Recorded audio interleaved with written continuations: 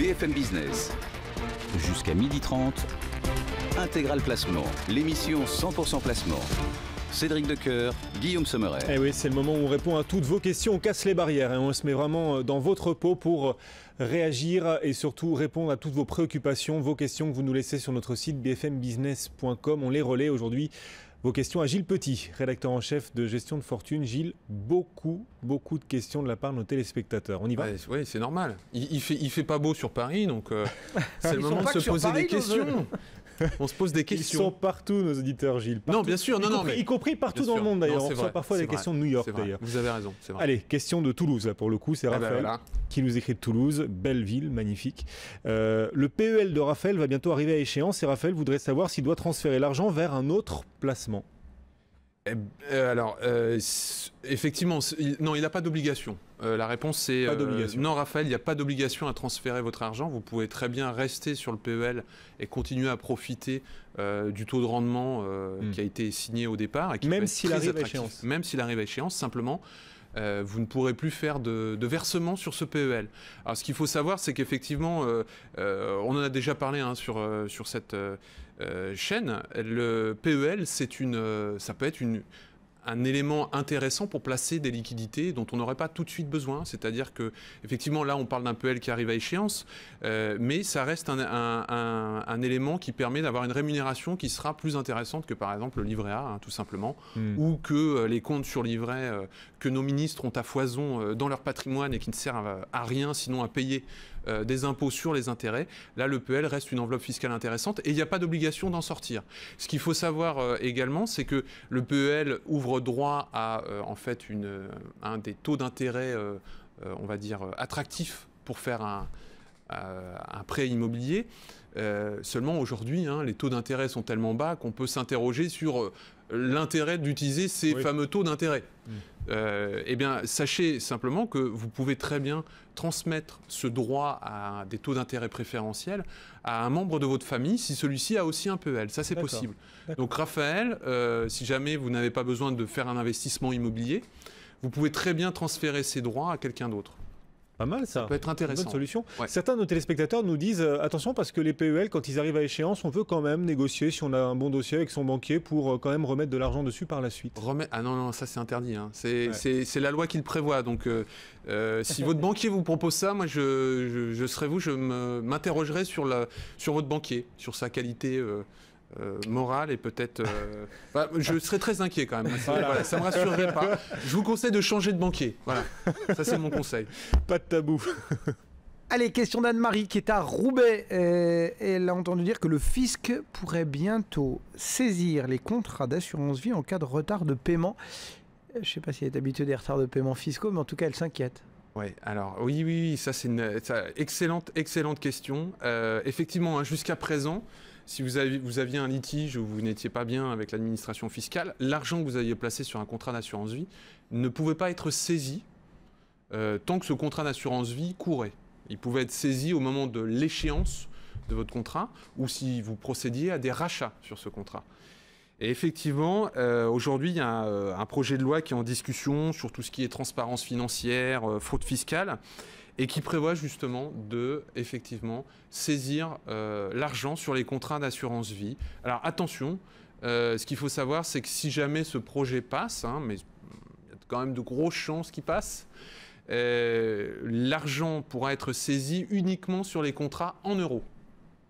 Pas sur les contrats multi-supports. Ça, c'est important à savoir. Peut-être que finalement, c'est une mesure aussi pour inciter les gens à sortir du contrat en euros et à les inciter à faire un peu d'action. Parce que c'est ça qui finance la dette française, le contrat en euros. On est d'accord, mais la dette française rapporte rien, donc ça peut... Voilà, bon. Mais effectivement, même si c'est un effet qui est indirect et qui n'est pas voulu, ça pourra peut-être inciter les gens à faire davantage de multi-supports. Donc effectivement, si le projet passe, le fisc pourra très bien saisir votre argent sur votre contrat en euros, même si vous ne procédez pas à un rachat et même si ce contrat n'est pas arrivé au terme à son échéance, tout simplement. Bon, écoutez, voilà, donc oui, ça va peut-être pouvoir arriver. Question d'un patron de PME. C'est Jean-Claude qui nous écrit de Vitrolles, patron d'une PME. Il souhaite mettre en place un plan d'épargne salariale, un PEE pour être précis. Il se demande s'il pourra lui aussi, en tant que patron, y placer une partie de ses économies. Eh bien oui, la réponse est oui, effectivement. Le plan d'épargne salariale, le plan d'épargne en entreprise est tout à fait ouvert aussi aux chefs d'entreprise. Juste 2 conditions à vérifier et à remplir. C'est que votre entreprise compte au moins un salarié, mais bon, je pense que c'est le cas pour ce monsieur qui habite à Vitrolles. Une PME. Une PME, qui est une très jolie ville d'ailleurs, ceci dit, entre 1 et 250 salariés. Voilà, les conditions requises, c'est ça. C'est entre 1 et 250 salariés. Et oui, vous pouvez très bien participer au plan d'épargne en entreprise. Et je pense que c'est une bonne chose que le patron y participe, en fait. Parce que ça peut donner et inciter à la confiance dans ce mode de placement. Parce que c'est un mode de placement, finalement, qui est souvent intéressant pour les salariés, puisqu'on bénéficie d'un abondement. Donc on peut prendre un risque sur les marchés actions tout en ou obligataire, mais vaut mieux aujourd'hui aller sur les actions, sur les marchés actions tout en bénéficiant d'un abonnement. Donc ça veut dire que si jamais les marchés actions montent, bah vous aurez la hausse des marchés actions plus votre abondement. Si jamais les marchés actions ne sont pas très bons ou baissent un petit peu, cet abondement peut constituer un coussin. Voilà. Et donc vous pouvez espérer en tout cas récupérer votre capital de départ. Donc c'est une bonne chose que le patron soit investi aussi dans le plan d'épargne salariale. Allez, on marque une petite pause. Madeleine est à Quiberon et elle s'interroge sur l'outre-mer. C'est pas que Quiberon ait été violemment détaché du continent, mais c'est qu'elle veut savoir si les réductions d'impôts en faveur de l'outre-mer seront maintenues l'an prochain. Oui. Alors ça, c'est effectivement, il y a eu beaucoup de reportages là-dessus, beaucoup d'enquêtes sur est-ce que finalement, quand on finance l'outre-mer, ça sert à quelque chose. On peut s'interroger à juste titre. Il y a un rapport, on fait beaucoup de rapports en France, et il y a un rapport qui dit qu'effectivement, l'investissement en Outre-mer a contribué à favoriser l'aménagement des territoires d'Outre-mer. Donc oui, tout ce qui est système d'abattement devrait être maintenu et sera certainement maintenu. Ce qu'on peut, en l'état actuel d'avancement du projet, puisque finalement on est en train de parler ni plus ni moins que de la prochaine loi de finances en préparation, ce qu'on peut dire c'est quoi? C'est que le plafonnement de réduction prévu d'impôt sur le revenu devrait être fixé à 30 000 euros. 30 000 euros qu'on pourrait donc cumuler avec le plafond des niches fiscales qui est à 10 000 euros. Par contre, il y aurait un abaissement du seuil de ce qu'on appelle le seuil de défiscalisation de plein droit qui passerait de 250 000 à 150 000 euros. Voilà. Mais sinon, il y a des aménagements, mais ça va persister. Ça va persister. Donc, si cette personne qui est à Quiberon envisage effectivement de placer de l'argent sur l'outre-mer l'an prochain, ça sera encore possible. Voilà pour la réponse sur les investissements outre-mer. Allez, on quitte la Bretagne, on part en Aquitaine. Stéphanie de Bordeaux qui s'intéresse, Stéphanie, au contrat dépendance. Elle ne sait pas vers qui se tourner parce qu'il y a beaucoup de contrats différents, des offres très divergentes et elle vous demande des conseils. Pour bien choisir. Ouais, c'est pour bien choisir. Ouais, c'est vrai que l'assurance dépendance, c'est quand même un sujet qui est prégnant, puisque la population vieillit et finalement, il va falloir quand même s'assurer et avoir des services quand on sera plus vieux. Alors là, la question est d'autant plus intéressante que les assureurs se sont enfin mis d'accord au travers de la Fédération française des sociétés d'assurance pour mettre en place un label alors qui porte un nom un peu curieux puisque c'est le GAD Assurance Dépendance. Rien à voir avec Gad Elmaleh. Rien à voir et je ne me risquerai pas à une petite blague sur le sujet aujourd'hui. Je ne suis pas aussi drôle que Gad Elmaleh. Donc on va rester sur le GAD Assurance Dépendance. C'est un label qui va permettre effectivement de pouvoir comparer les contrats. Donc tous les assureurs qui auront ce label-là auront des contrats qui vont répondre à certains critères. Dans ces critères-là, ça va être quoi? Ça va être proposer des garanties qui soient communes, proposer une rente viagère qui soit au minimum de 500 € par mois. Là, on parle de dépendance lourde. Alors la dépendance lourde, qu'est-ce que c'est? Eh bien, c'est une dépendance qui se définit au travers de 5 critères. Le premier critère, c'est tout ce qui est position, c'est-à-dire passer de la position couchée à la position assise, à la position debout, et ça dans tous les sens. Que vous soyez, il ne faut pas simplement pouvoir le faire dans un sens, il faut pouvoir le faire dans les deux sens. Il faut pouvoir se déplacer à l'intérieur de chez soi, il faut pouvoir se laver tout seul, il faut pouvoir s'habiller, et il faut pouvoir se nourrir tout seul. Si jamais vous ne remplissez pas ces critères-là, c'est que vous êtes en situation de grande dépendance. D'accord, donc ça, ce sont les premiers critères. C'est les premiers critères, oui. Des garanties proposées jusqu'à quel âge? Alors, jusqu'à quel âge? En fait, on peut peut... généralement, le contrat peut être souscrit à partir de 50 ans. Jusqu'à 50 ans, on n'aura pas besoin de remplir un questionnaire de santé. Et puis, généralement, ce sont des contrats qu'on souscrit plutôt autour de 70 ans, au moment où on sent que, eh bien, malheureusement, l'âge venant, on n'est plus à même de réaliser certaines tâches. Donc, effectivement, jusqu'à 70 ans, il faudra remplir un questionnaire de santé, mais pour les personnes qui jusque-là ont été en bonne santé, ça ne devrait pas poser de problème. Ce qui est important dans dans ce label, c'est que vous allez pouvoir comparer les tarifs. Normalement, les services seront les mêmes et surtout, vous aurez une garantie sur ce qui est la période sur laquelle vous bénéficierez de la garantie, même si vous interrompez vos versements parce que vous avez des problèmes de liquidité à ce moment-là. Vous devriez avoir un certain laps de temps pour pouvoir continuer à bénéficier de la couverture tout en reconstituant vos liquidités pour pouvoir payer votre retard. On rappelle le nom de ce nouveau label donc pour les contrats dépendance. C'est GAD, Assurance Dépendance. Voilà. Et les contrats concernés devront proposer une rente viagère de 500 € par mois. Au minimum de 500 € par mois, au minimum. Une autre question qui verse un petit peu dans la diversification patrimoniale. Ça c'est bien.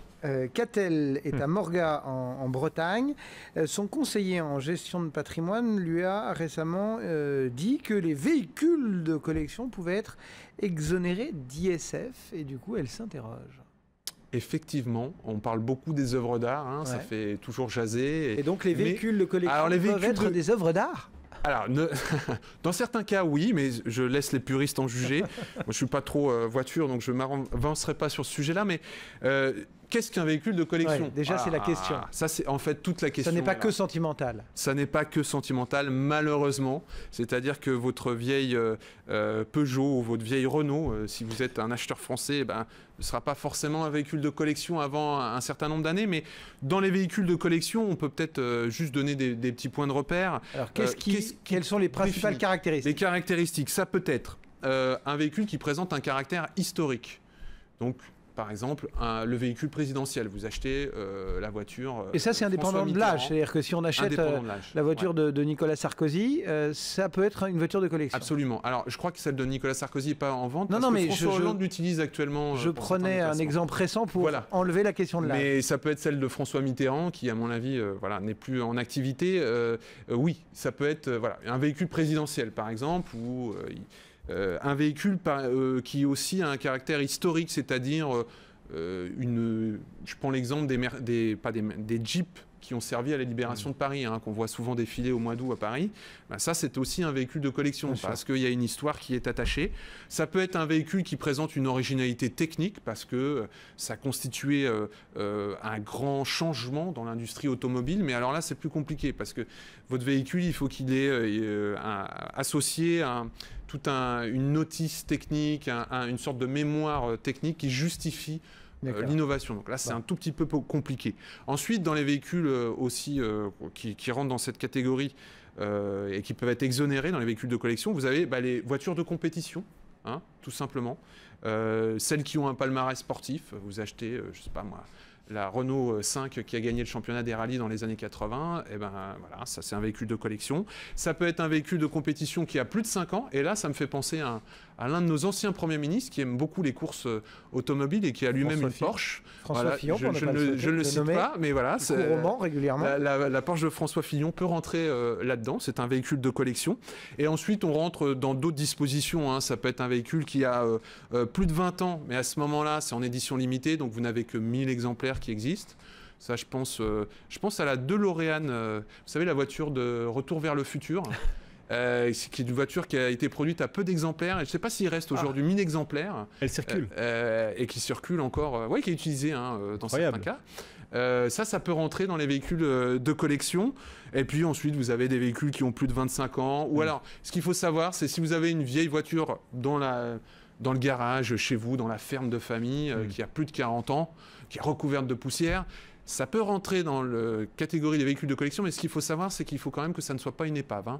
Oui, ça, Voilà. c'est la condition. Voilà. La voiture de Cédric Decoeur, ça peut être une voiture de collection éventuellement. Alors, je ne connais pas la voiture de Cédric Decoeur, mais j'imagine que oui, ça doit être un fin connaisseur en placement financier depuis le temps qu'il anime cette émission. Donc je pense que c'est un véhicule de collection en tout état de cause. Véhicule utilitaire. Voilà, et en tout état de cause, véhicule de transport. Plus qu'utilitaire. transport de groupe. En tout état de cause, hein, ce qu'il faut rappeler simplement pour terminer à Catel, c'est que il faut quand même vérifier auprès de l'administration fiscale que votre véhicule correspond bien rentre dans les aux critères. Voilà, ça serait quand même un petit peu dommage de vous faire retoquer là-dessus au prétexte que vous avez cru que votre voiture était un beau véhicule de collection et qu'il n'en est pas un. Et on rappelle donc ces voitures de collection sont exonérées d'ISF. Exactement. Puisque c'était la question qui nous était posée. Voilà, merci beaucoup Gilles Petit. Et merci à vous. Et vous êtes un fin connaisseur en voiture, contrairement à ce que vous disiez au tout début. On est Non, impressionné. Vous me flattez. On vous retrouvera dans 15 jours. Gilles Petit, rédacteur en chef du magazine Gestion de Fortune. À bientôt.